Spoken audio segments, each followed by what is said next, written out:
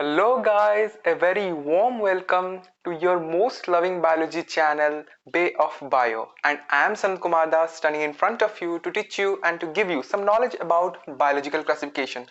आज हम लोग पढ़ेंगे तो कुछ, लेकिन आज कोड से शुरुआत नहीं हुई। तुम लोग यही सोच रहे होगे ना। एक सिंपल फंडा बताता हूँ लाइफ का कि दोस्तों, अगर जिंदगी में बनना है कुछ, अगर कुछ भी बनना है ना, तो अमीर इतने बनो कि तुम्हें कोई खरीद ना सके, या फिर दुनिया की सबसे कीमती चीज तुम खरीद सको, और कीमती खुद इतने बन जाओ कि दुनिया की सबसे अमीर आदमी भी तुम्हें खरीद ना सके।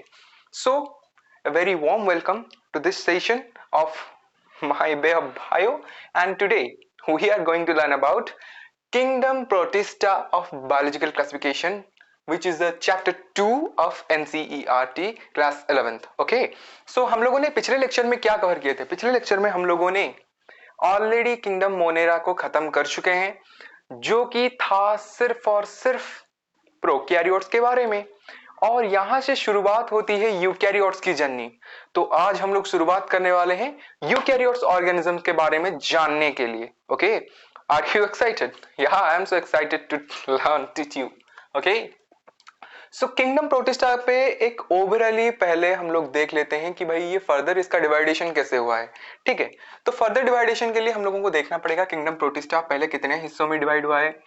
First of all is chrysophytes, second one is dinoflagellates. सबको डिटेल्ड में पढ़ेंगे, don't worry about it. Okay, dinoflagellates, euglenoids, slime moulds and protozoans. Protozoans को फर्दर डिवाइडेशन हुआ है 4 ग्रुप्स में। पहले तो तुम्हारा हो गया amoeboid protozoans and flagellated protozoans, ciliated protozoans and sporozoans. Okay, सबको डिटेल स्टडी करेंगे, don't worry about it from here. Okay, पहले चलो कुछ देख लेते हैं कॉमन प्रॉपर्टीज, कॉमन कैरेक्टरिस्टिक्स क्या होते हैं किंगडम प्रोटिस्टा के। सो प्रोटिस्टा में सारे के सारे जो सिंगल सेल्ड यूकैरियोटिक्स थे, सिंगल सेल्ड यूकैरियोट्स या फिर यूकैरियोटिक ऑर्गेनिजम्स तुम लोग बोल सकते हो, जो भी थे वो सारे के सारे किंगडम प्रोटिस्टा में इन्वॉल्व हो गए। Okay, so all single celled eukaryotes. पहली बात, यूकैरियोट्स की जर्नी पहले यहां से शुरुआत हुई। Okay, and members are primarily aquatic. Okay, members जो भी थे किसके, किंगडम प्रोटिस्टा के, वो प्राइमरीली एक्वेटिक थे। एक्वेटिक के मतलब पानी में रहने वाले, simply. Okay, they are primarily aquatic. Simple मतलब शॉर्ट नोट्स याद रखो, शॉर्ट पॉइंट से याद रखने की कोशिश करो तो अच्छे से मेमोरी रिट्राइव करेगी। Okay, being eukaryotes, Protestant cell body contains a well-defined nucleus and other membrane-bound organelles. Eukaryotes की खासियत क्या होती है? सॉरी, यूकैरियोट्स की खासियत क्या होती है? यही ना, प्रोकैरियोट्स से कैसे अलग होता है? प्रोकैरियोट्स में एक प्रॉपर न्यूक्लियस नहीं दिखाई पड़ता है, प्रॉपर मेम्ब्रेन बाउंड ऑर्गेनल्स नहीं दिखाई पड़ते हैं, बट एज ए यूकैरियोट उसके पास तो ये होना ही था भाई, मेम्ब्रेन बाउंड ऑर्गेनल्स थे और एक डिफाइंड न्यूक्लियस था। ओके, प्रोटिस्टेंट सेल बॉडी ये कंटेन करते हैं। दिस इज द समथिंग, मतलब क्या बेसिक आइडियाज हैं, बेसिक प्रॉपर्टीज हैं, बेसिक कैरेक्टरिस्टिक हैं किंगडम प्रोटिस्टा के। तुम्हें सिंपली याद रखना है कि भाई ये तो यहां से मतलब यूकैरियोट्स की जर्नी शुरुआत हुई, और जितने भी सिंगल सेल्ड यूकैरियोट्स थे सबके सब इसी में इन्वॉल्व हो गए, और इसमें जो मेंबर्स होते हैं वो प्राइमरीली एक्वेटिक होते हैं। और ज्यादा कुछ याद रखने की कोशिश मत करना, ठीक है? ज्यादा दिमाग का कचरा मत बनाओ। And some have cilia and flagella, this is the main point. Cilia होता है एंड फ्लैजेला भी होता है। इसी सीलिया एंड फ्लैजेला को लेके जो प्रोटोजोआंस हैं, प्रोटोजोआंस को जो फर्दर डिवाइड किया गया है एमेबॉइड प्रोटोजोआंस, फ्लैजिलेटेड प्रोटोजोआंस एंड सीलिएटेड प्रोटोजोआंस। ये फ्लैजेला और सीलिया की वजह से ही इनका डिवाइडेशन हुआ है। ओके, एंड ये जो एमेबॉइड है आगे पढ़ेंगे, सस्पेंस रखना चाहिए, ठीक है, वरना मजा नहीं।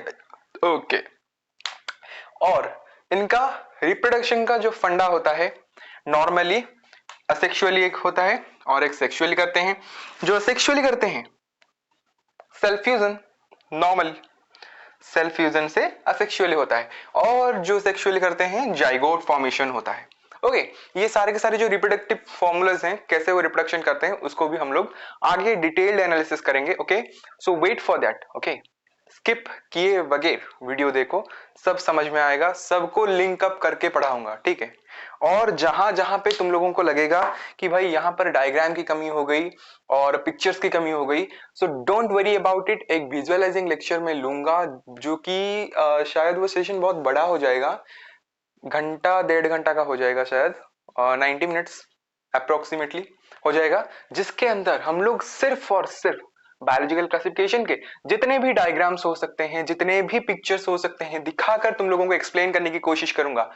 उसके लिए जुड़े रहो, ओके। सो ये तो हमारा खत्म हो गया। अब चलो आज के लेक्चर में हम लोग सिर्फ क्या कवर करेंगे, क्रीजोफाइट्स और डाइनोफ्लैजिलेट्स। अगर देखेंगे लेक्चर लंबा ना हुआ तो यूग्लिनॉइड्स पर भी हाथ मार लेंगे, okay. So go to the next guys. जब हम लोग बात करेंगे क्रीजोफाइट्स के बारे में, क्रीजोफाइट्स में कौन कौन से इंक्लूड होते हैं ऑर्गेनिजम्स, एक हो गया तुम्हारा डायटम्स और एक हो गया गोल्डन एल्गी, ओके, जिसको हम लोग डेस्मिड्स भी बोलते हैं, okay. This is special name of golden algae, okay. Both fresh water and marine water environments में ये लोग रहते हैं, मतलब फ्रेश वाटर में रहते हैं, जिसमें मरीन वाटर का मतलब क्या होता है, समंदर का पानी, मतलब जिसमें सॉल्ट कंसंट्रेशन ज्यादा होता है, वो होता है मरीन वाटर। मरीन एनवायरमेंट में भी दिखाई देते हैं और फ्रेश वाटर एनवायरमेंट में भी दिखाई देते हैं, and they are mostly microscopic, microscope के तहत उन लोगों को देखा जा सकता है, and they float passively in water currents which is plankton, float passively in water currents which is called plankton। अब ये वाटर करंट के बारे में तुम्हें आगे पता चल जाएगा, ठीक है, फिर भी तुम्हें बता दे रहा हूं वाटर की करंट, अभी मतलब ये कंसेप्ट नहीं, अभी तो नहीं है ये कंसेप्ट, ठीक है। तो जो प्लैंकटन हो गया तुम्हारा वाटर करंट, वो पॉजिटिव डायरेक्शन में आता है, मतलब पैसिवली ये फ्लो करते हैं इन प्लैंकटन, एंड जो तुम्हारा नेगेटिव होता है, negative water current is known as nekton, okay. Plankton and nekton, सिर्फ इंफॉर्मेशन के लिए, इंफॉर्मेटिव थिंग्स मैं तुम लोगों को बता रहा हूं, ये कंसेप्ट मैं अभी तुम्हें पढ़ा नहीं सकता क्योंकि ये अभी तुम्हारे लिए नहीं है, जब टाइम आएगा तब बताऊंगा, या फिर सिर्फ इंफॉर्मेशन के लिए इसे याद रख लो। वैसे भी इतने क्वेश्चंस आते नहीं है, अगर कहीं भी आ गए तो ये डायरेक्ट क्वेश्चंस आते हैं, कोई भी इनडायरेक्टली घुमा फिरा कर नहीं पूछता है, ठीक है। तो most of these are photosynthetic, ये होते हैं फोटोसिंथेटिक, फोटोसिंथेटिक होते हैं इसीलिए चीफ प्रोड्यूसर्स होते हैं। कहां पर होते हैं चीफ प्रोड्यूसर्स, होते हैं ओशन में। वैसे ही ओशन मतलब समंदर में ये लोग चीफ प्रोड्यूसर्स होते हैं, मतलब इसको ही खाकर, मतलब ये जो बनाता है, जैसे हमारा लोग क्या होता है फूड चेन, ओके। आगे हम लोग पढ़ेंगे फूड चेन, जो कि हम लोग पिछले क्लासेस में भी कवर कर चुके हैं, तो उसमें कुछ जानना भी नहीं है। तो भाई हमारा यहाँ चीफ प्रोड्यूसर कौन है, green plants, obviously. Green plants produce करता है क्या, मेन जो हमारा खाना होता है ग्रीन प्लांट्स प्रोड्यूस करते हैं, उसको कौन खाता है, ऑब्वियसली हर्बावर खाता है। हर्बावर खाने के बाद उसको कौन खाता है, हर्बावर को हम लोग कैनिवो। वैसे ही चलता है तुम्हारा फूड चेन, अभी फूड चेन के ऊपर जाने के लिए टाइम भी नहीं है मेरे पास, सिंपली यही समझा रहा हूं कि यहां पर हमारे ग्रीन प्लांट्स की जो महत्व है, जो काम है, वही प्लांट्स मतलब वही काम इन चीफ प्रोड्यूसर्स मतलब क्रीजोफाइट्स की है।